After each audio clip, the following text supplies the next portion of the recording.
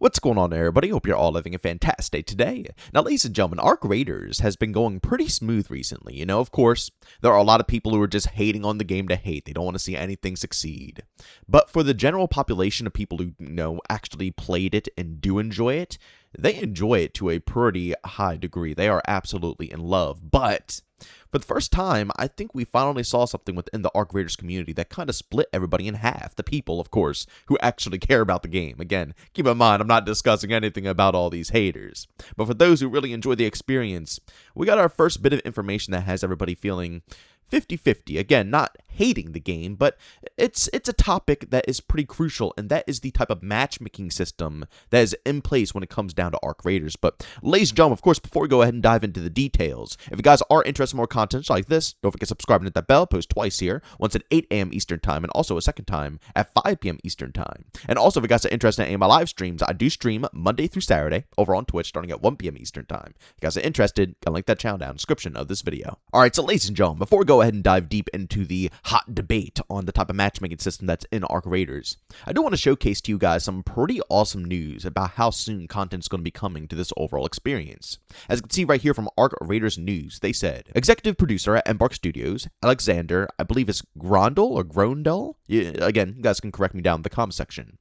They said, the fifth map and maybe new enemies will arrive before Christmas for Arc Raiders. Embark will share their plans for Arc Raiders soon, which means we are going to be seeing a lot of details on future content. I don't know what's going on this year. This is like the first time where I've actually seen a lot of development teams share their plans before the game even launches. Battlefield 6, we have figured out all the plans and the details for their content before the game came out.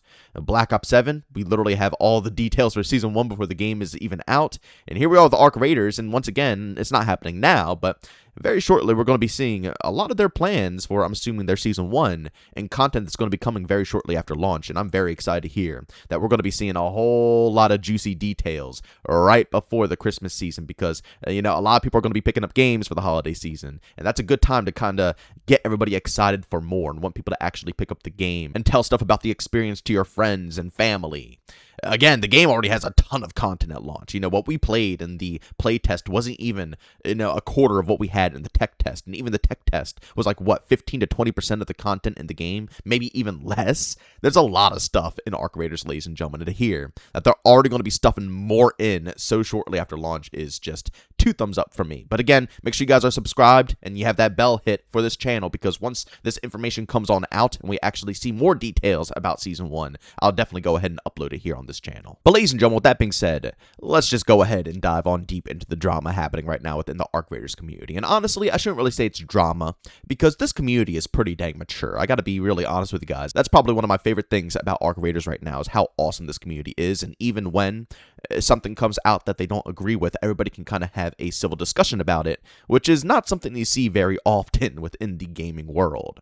But basically, a lot of rumors were coming out that Arc Raiders was running off of a gear-based matchmaking system. Now, for anybody that's curious what that is, basically, when you go into a raid, based off of what gear you are personally rocking, it's going to try to match you around about the same, other opponents who are rocking that type of gear. So if you go in with like a budget loadout, which for anybody that, again, that's curious with those terms, a budget loadout is a very cheap loadout, something that you can bring in again and again and again, and it won't really break the bank. You'll find others with budget loadouts. I'll just call it a low-tier loadout. If you go in with a really beefy loadout, tons of awesome guns, awesome loot, you'll also find people that are coming into the raid with a bunch of awesome guns and awesome loot. You get the idea here. If you come in with a free loadout, more than likely you're going to go against other people with a free loadout. And again, these were all rumors. But from my personal experience, when I would go in with a free loadout, I would find a lot of nice people and a lot of other, guys who aren't really rocking any insane stuff. And I feel like they were a little bit more open to being friendly because, again, they don't have crazy gear on them, I guess. A lot of people just kind of found loot in the map, and that's their gear. But for the stuff that they have brought in, their own weapons, their own armor, their own meds, their own, lethals, they don't have much, so they don't really have too much to worry about, meaning that they might be a bit friendlier. So when I was going into these, free raids, I was like, well, this is a little interesting. Maybe they are right. Maybe it is a gear-based matchmaking, because it does seem like I'm getting paired with people of similar gear. But ladies and gentlemen, in typical Embark fashion, you guys know this development team is always active with their community. It doesn't matter what controversial thing comes out. Any other team would probably just, again, brush it under the rug, not Embark. They're so open with us and they always discuss every last fine detail. But they came out with a post saying, Raiders, we know some discussion around loot or gear score matchmaking. While it is true that the team has previously evaluated loot/gear based as well as other types of matchmaking principles, right now the focus is on maintaining the split between solos and squads to keep those groups on an even playing field whenever possible. After launch, we'll continue to monitor how things go. The team is determined to ensure that players have high quality rounds that are varied and interesting, but fair. So basically, when it comes down to Arc Raiders, it's not gear-based matchmaking, but it's basically based around how many people you're going into the raid with. So if you're going in solo, you're versing other solos. If you're going with a squad, you're versing other squads. And I 110% noticed this, no matter if I went in with a free loadout or an actual kitted out loadout of my own. If I played alone, I typically ran into other people who were playing alone. And if I played with a squad, I typically ran into other people who were running into a squad. Now, as I stated, this discussion is very hot within the Arc Raiders community because some people prefer gear-based matchmaking and others prefer, having it prioritized how many people are on your team. And there's pros and cons to both. And there's a lot of drama, like I said, going on right now with people saying it's not going to be good if it doesn't go off of, this specific matchmaking. And I'll be real, I can see both sides. I can see where, gear-based matchmaking could be good because, again, depending on your skill level, if you're not really trying to sweat it out, like my example earlier with my free loadouts, and all I was doing is just trying to go do challenges, the majority of people I ran into were pretty chill.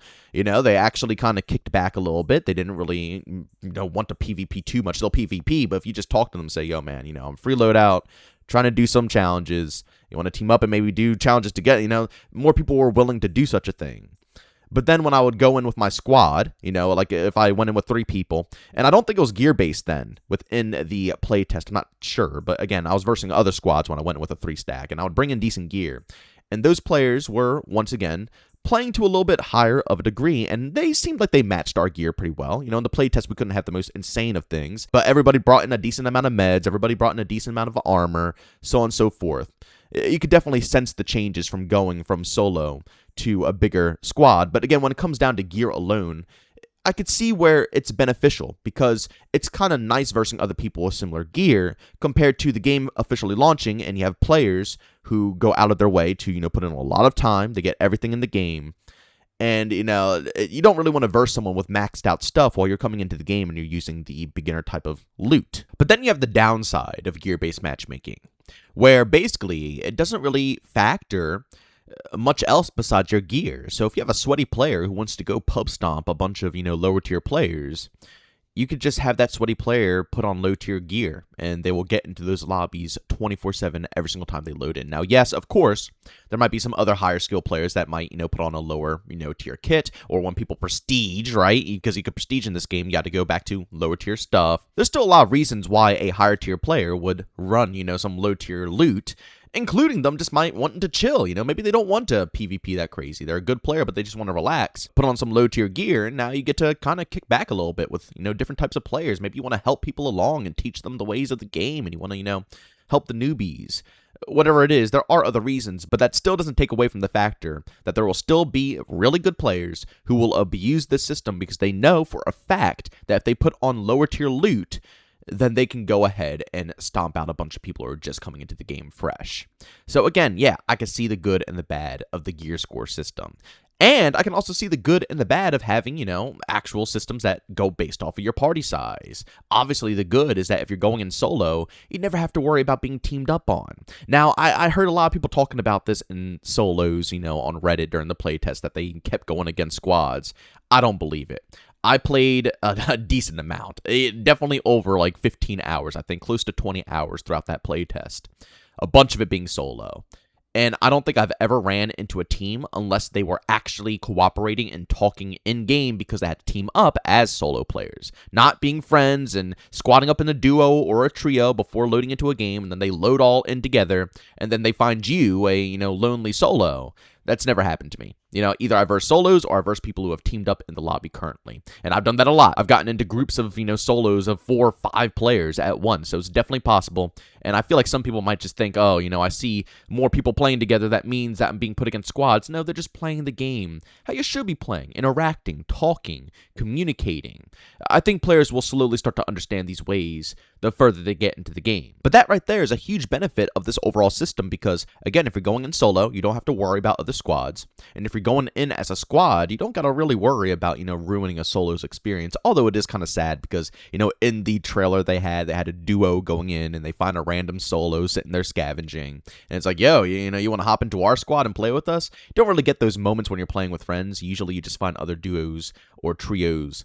And either A, you want to team up to take on some beefy boy, bots, the Ark, or, typically B, which is usually what it ends up being. It turns into a shootout. That's why I always say if you want a more casual vibe, I suggest going in solo. If you go in with a squad of 2 or 3, usually it's going to be a lot of, action going on there. But of course, there are negatives when it comes to squad-based matchmaking, just like gear-based matchmaking. If you go in with this mentality, that means you're going to be versing people who could be severely above your skill bracket when it comes to your loot. If you hop in solo, you might go in with a budget loadout, and you'll verse someone who's going in with a ridiculously expensive loadout, who's ready to mop the floor with everybody in the lobby. There's no guarantee, because, again, the matchmaking system will prioritize your squad size over the actual gear that you are using. Although, from my personal experience, like I said, I don't know, man. When I was playing those free loadouts, I was versing a lot of people with free loadouts. You could even see in the first gameplay, I killed 2. The third guy, I let him stay alive. I just like to, down them if I'm not communicating when I get into the elevator, because the last thing I need is for him to turn around and shoot me in the face. I'm still getting adjusted to how fast you could die in the game, so I'm not sure. He probably couldn't, fully knock me out, but I don't want to test it just yet, right, until I get more comfortable with the game. But a lot of people that I down and knock out have free loadouts when I'm rocking a free loadout. So I feel like there's some gear-based matchmaking in the game, but the devs did say they are pointing more towards the squad-based matchmaking. Now, when it comes down to the two, I gotta be real, I think we gotta pick a side, although the best of both worlds will be really nice, being able to have, squad-based matchmaking with maybe even like a little hint of gear-based matchmaking to make sure everything is all right. But I don't know if we're going to be able to get that. They did say they're open to it, so obviously we're going to be able to test it when the game launches. And if we want to give feedback, we can give feedback. That's the best part about Embark and, enjoying their games, is that your voice is typically always heard. At least, when you're being realistic and civil when it comes down to the conversation. But for me personally, I think I prefer the squad-based matchmaking. I'm going to be real. I can understand where people don't want to verse max tier loot, but I would much rather go up against other solos as being a solo than having to worry about thirsty, full-stacked squads. And if I'm going to be real with you guys, 9 times out of 10, when it comes to the sweaty players, they play with other players. They're usually in a squad. And if those sweaty players are playing solo, I'm telling you, a lot of people have different mentalities when it comes to solo. Yeah, they might get a little thirsty and want to go for some bodies, but a lot of the time, people interact a lot more in solo than they do in, squads. Because again, in squads, a lot of people do like to get together and just thirst lobbies. I enjoy doing it myself. I'm guilty. That's the fun of extraction shooters. There's all different styles of moods you could be in. You could be in the mood to team up with a bunch of people and hunt Ark. You could be in the mood to hunt down players and see how many frags you can get. You could be in the mood to, just be stealthy and not interact with anything. Like, you could do whatever you want in extraction shooters. That is the charm of the game. But I'm just saying, typically you will find more sweatier lobbies when you're with a stack. And when you're playing solo, this will allow players to kind of just keep that casual mentality, because if you're mixing solos with squads, it's just going to kill that mentality. It's going to go from the kind of casual area, the casual space for players to just be able to kind of work around and communicate and stuff like that, to it being, okay, I'm a solo in between like 3 different stacks of players who just want to thirst everything. I mean, I can't go up to them, I can't talk to them, I can't communicate. I just got to kind of stay away and do my own thing. I don't know. I think that having squad-based matchmaking is more crucial. And I will say this as well. I know people are worried about people having higher tier loot, but this is very crucial to think about, man. You got to keep this in mind. That's the fun of extraction shooters. Like, that is such a good feeling when you take someone down and they are stacked to the brim with some top tier loot. You know what I'm saying? Especially if you go in with a budget loadout and then you get to leave the raid with some of the best gear in the game. That is a feeling that is unlike any other feeling out there, and it also adds tension to a lot of the combat within the raid as well. When people can see that you might be a little bit of a higher decked out character, they might not want to be friendly, and it might add that, shoot in the back mentality.